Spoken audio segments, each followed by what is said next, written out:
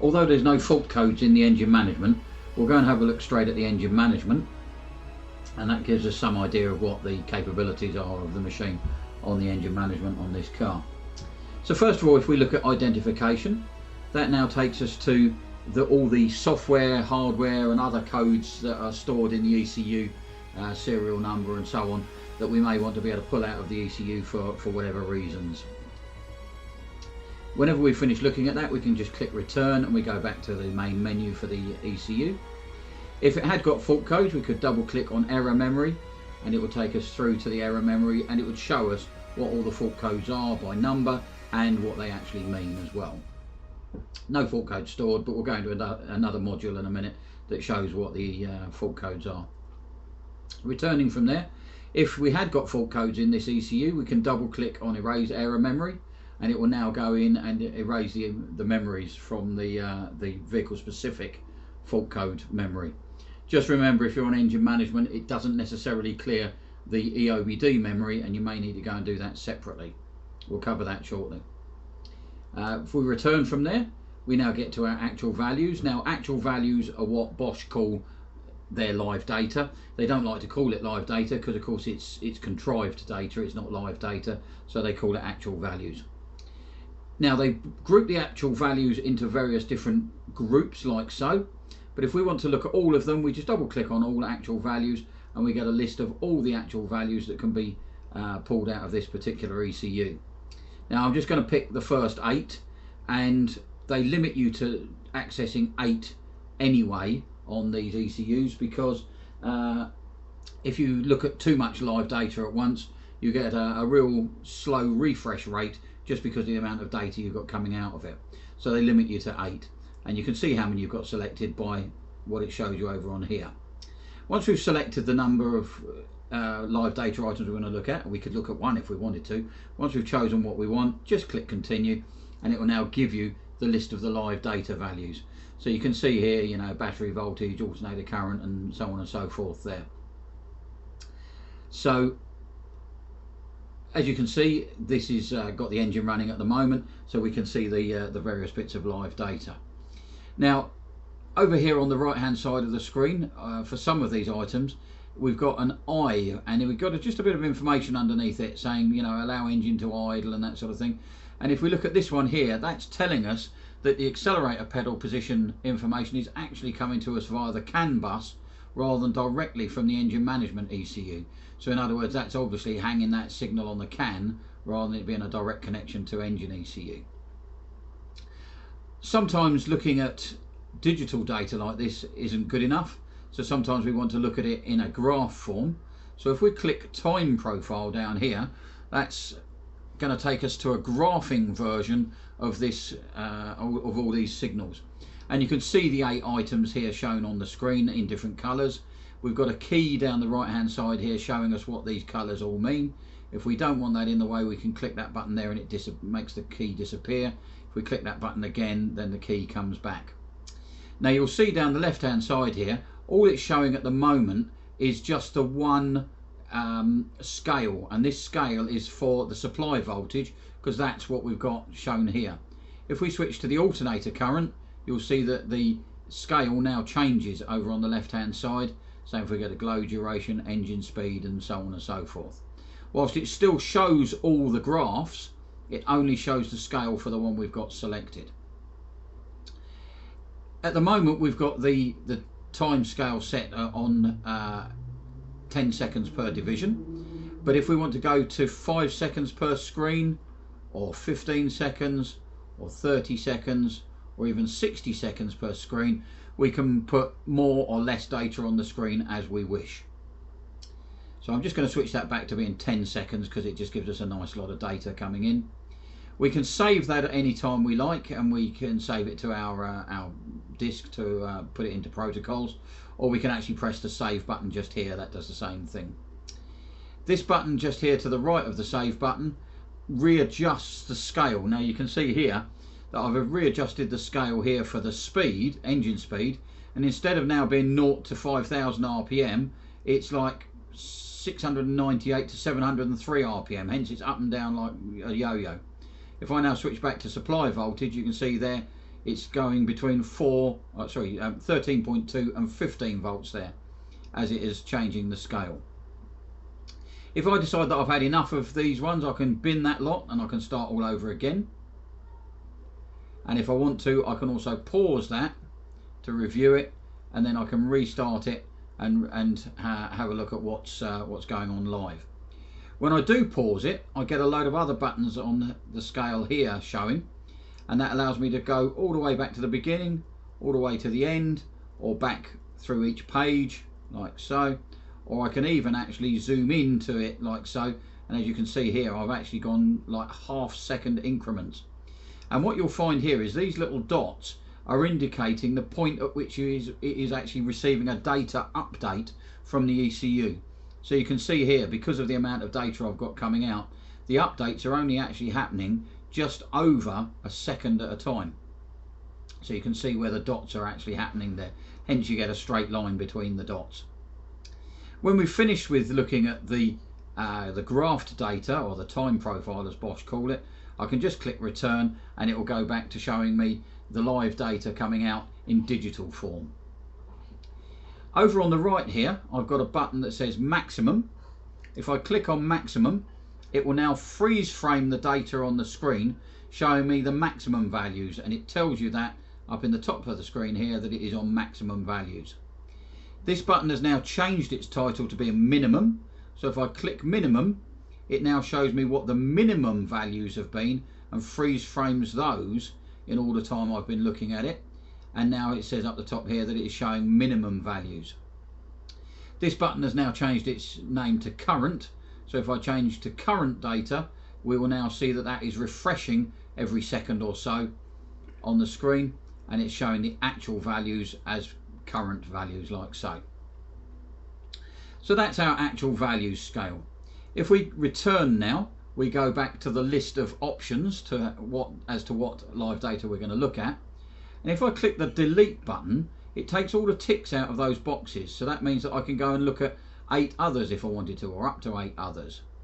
Now when I'm looking at up to 8 items at a time, so you may just automatically just choose the first 8 anyway. When I've got those up on the screen for 8, that's it, right, that's correct now. We've got these arrow buttons up and down on the right hand side here. So if I press the down button, it now selects the next 8 items to look at. And then if I press it again, the next 8 items to look at, and so on down the list until we've reached the bottom of the list. Eventually it will actually just go back to the beginning and it will show us the list from the beginning again, as it has now done. And it will just scroll through 8 at a time like so. When we've completely finished looking at live data values, if we click return, we go back to the list of live data values. Press return again, goes back to the options of live data values. Press the return button again, and we're back to the main menu for this ECU. So if we now look at actuator tests, actuators will take us into some options for different actuators that we can operate. And depending on the actuator, it may need the engine running or not, as the case may be. If we click continue, if I were to say try and operate the throttle valve with the engine running, it's not going to like that. So what we'll do is we'll just stop the engine and then we'll operate the throttle valve. So we choose the particular actuator we want to operate. We click on start and the ECU will now be instructed to operate that actuator. Assuming the actuator is operated as we expect it to, then we will click yes to say that it is operated, and obviously we need to have ensured that it has operated correctly, i.e. we might have heard it or felt it or seen it operate. It now asks us to click proceed, and when we've clicked proceed, it will put a little plus next to the item that we have tested and found to be working correctly. And again, if we now move forward and say go for the swirl flap, if we click on start there, we'll listen for the swirl flaps or watch the swirl flaps operate. Click on yes to confirm that it has operated, click on proceed, and it has now put a little plus next to that item to say it has been done. And as you can see, we've got a number of different actuators we can run on this particular ECU. When we've finished with that, we can click save, and it will save it into the protocols section of the ECU. And then when we return, we will end up back at the list of functions that we can do on this ECU, the main ECU list. If we click on function test now, this allows us to run various function tests, including quantity comparison and idle speed comparisons for this ECU. You'll get bar graphs and live data come up showing you what's actually happening and allow you to compare quantity of injected fuel and the idle speed comparisons. Adjustments and settings allows us to now go into various areas of the ECU to reset various adaptation values or to reset parameters when we've changed a particular component. So for instance, if we put a new differential pressure sensor on the DPF, then we can tell it to adapt and accept the new settings for the new DPF differential pressure sensor. And same down the list here, if we've put a new air mass meter in it, we can adapt and effectively sort of pair that air mass meter with the ECU. Special functions opens up any additional special functions that this ECU can do, and in this case particulate filter regeneration is one of those things that we can do. We can force it to do a regen. On this particular vehicle it won't allow you to do a forced static regen, but it will allow you to go out and do a forced dynamic regen. I'm not going to go into that because otherwise it locks the vehicle into doing a regen next time the conditions allow. Return out of that and we end up back at our main menu again. Now if it's a case that you've done a load of work on the vehicle and you want to recall all those items that you've done, the protocols that you've done, if we go up to the main menu and click on protocols, we'll have a list of all the times that we've been into various vehicles recently, and the latest one will have a tick in the box just next to it. If we now click on print preview, it will allow us to look at the saved protocols for that particular vehicle. It takes a few seconds to do this because it's actually preparing it into a PDF file for us. So that PDF file might not be the quickest thing for it to put together, depending on the size of the data that we've stored. And what you'll find is if you've filled in your user data on the other user data section of the main menu at the top right of the screen, you will have that filled in at the top here, indicating your garage name and address and all the rest of it. And then further down the list you'll be shown all the things that we've been doing on this particular vehicle. Now I've actually gone back out and back in again on this particular time on this vehicle, but if we perhaps go back to a previous time when we were looking at it yesterday, for instance, let's find that one there we go, and we do a print preview on that one, we'll probably find that there's a lot more contained in that one. There we go, a lot more stuff that we were doing on it. Tells us what time we've deleted the error memory and all the rest of it. Really quite useful if you want to show some evidence to your customer. The only thing I would just point out to you, it does put dates and timestamps on everything. So you'll be able to see there, the customer will be able to see how long you've been on their vehicle. So just bear that in mind if you're looking at that. We can store the actual value data that we were looking at earlier on. So as you can see there, we have stored the profile, the time profile that we were looking at, the graphed data in other words, and the actual values that we were looking at in data form as well, digital data form, as well as showing the actuator tests we carried out and so on. So it's quite detailed what it's actually storing there on the particular session that you had on this vehicle. You can save that to file, or you can print that out from there using the buttons in the top left corner here. To close that, just click the X in the corner, and then to close the list of protocols, just click X in the corner again, and you're back where you were. When we've finished working with this ECU, we can just click return, and we'll end up back at the list of all the ECUs available to us. Now I did say that we would have a quick look at an ECU that's got a fault code stored in it.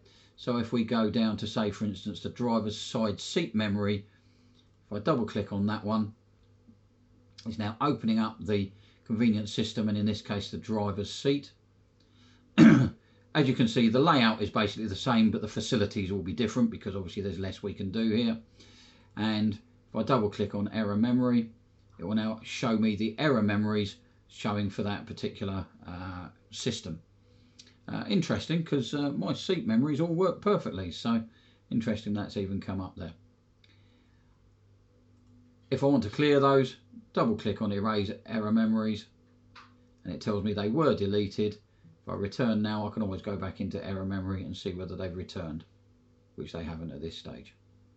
So that just shows you how to obtain and erase fault codes.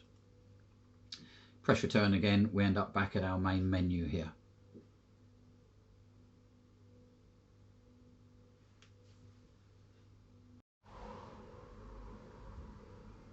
Okay, so as I said, the Bosch has always been renowned for being very good on German vehicles. You know, your BMWs, your Mercs, your Volkswagen Group, Audis, and all the rest of it. It's always very good on, but it has come on in leaps and bounds on other vehicles as well. It's always been fairly good on Volvo, but it is particularly good on Volvo as well. But it's really good on quite a lot of makes now as well. It isn't going to do everything, and it isn't going to do everything on every vehicle. Anybody who comes and tries to sell you a scan tool telling you that it does everything on every vehicle, well, we know they're all lying. The facts of life are, it has its strong points and its weak points, as any scan tool does. The advantage they've created for themselves over the last few years, about 5 years or so ago, they actually set up teams working around the world, not just developing the software in Germany, but developing the software in local markets as well. And here in the UK, there's a team of guys and girls working on stuff that's, you know, a bit more specific, shall we say, to the British market, to the UK market. That includes Jaguar Land Rover and other marques like that. They even sort of tidied up some of the edges of some of the earlier MG and Rover stuff for us as well, which was quite useful. And by having this sort of, I suppose you'd call it sort of decentralisation of the software development, the machine has come on in leaps and bounds on a lot of vehicles from all around the world, not just German and UK stuff, but all around the world. So yeah, makes a big difference when you can get good coverage on lots of different vehicles. As you see from the list there, yeah, quite a lot of coverage on this particular Volvo, which is good stuff. Now, if you don't want to go and search through all the individual systems, you can go to repair, and you can go to each individual system one by one, like so. So you don't need to do that full search that I did at the beginning there. If I want to go to the gearbox, I'll select gearbox, and it will go and find the gearbox control and go and talk to that ECU on its own without having to talk to all the others beforehand to do a full search. Now, that's obviously much quicker for a start. Particularly if you've got a specific fault on a specific system. So as you can see there, we've gone into the transmission control on the vehicle here. And as you can see here, even though it's a different system, the way that the options are laid out in this menu are basically identical to how they were in the engine management. Again, to make it easier for you guys to use, because you're familiar with what it's doing there. That's all well and good. If it's a case that all you want to do is to bang the service light out on the vehicle, then if I go to service tasks, as you can see here, the various service or maintenance tasks on the vehicle can be reset from here. So as you see, the first one in the list is maintenance, reset of service interval display, or the transmission oil change interval reset can all be done from there. I'm not going to go in and do it because I don't want to reset my service intervals on the vehicle, but you do it by clicking on start there. Just follow the instructions and it will actually allow you to reset the service light. And the same with things like, you know, brake fluid change, brake pad replacement, and that sort of thing. The brake pad replacement, for instance, isn't about resetting a service light. It's about deactivating the parking brake so as we can remove the rear pads, and then reactivating the parking brake after we've replaced the brake pads. It's simple stuff. It's available through the repair list and going into the particular system, but by making a list of the commonly used maintenance items, it means that you can just go straight to them, and you can do those items individually rather than having to go into a specific ECU. This option here goes into global OBD2. So in other words, if you don't want to go into the vehicle specific system, you want to just go into EOBD or OBD2 on the particular vehicle, you can click on there and it will now run into doing the OBD system. And as you can see there, the layout is just the same as you'd have on a 20 quid OBD reader that you'd buy off of eBay, or an expensive section of any OBD reader as it is here. So obviously it just gives you the option, if you haven't got anything else that you can actually communicate via, you can go in through EOBD. And of course, don't forget, in a lot of vehicles there's two pockets of memory anyway, one for EOBD and one for vehicle specific data, and it's often worth checking both anyway to make sure. As you can see up here, it is telling you how it has derived that EOBD data, and as you can see, it's pulled it off the CAN rather than off the K line using this protocol up in the corner here. Just gives you a bit more information of how it's derived that information. And then over here we've got components, and as you can see here, this is purely if you are going to be replacing or repairing individual components on the vehicle. So I'm not going to go into all of that because that's for sort of repair shops and that sort of thing. Most of what you guys are going to be using really are system overview, repair and service tasks, occasionally with your global OBD2. Okay, so that's the basics of the KTS software, the bit that actually talks to the ECUs on the car. The next bit we're going to talk about will be the troubleshooting instructions up the top here.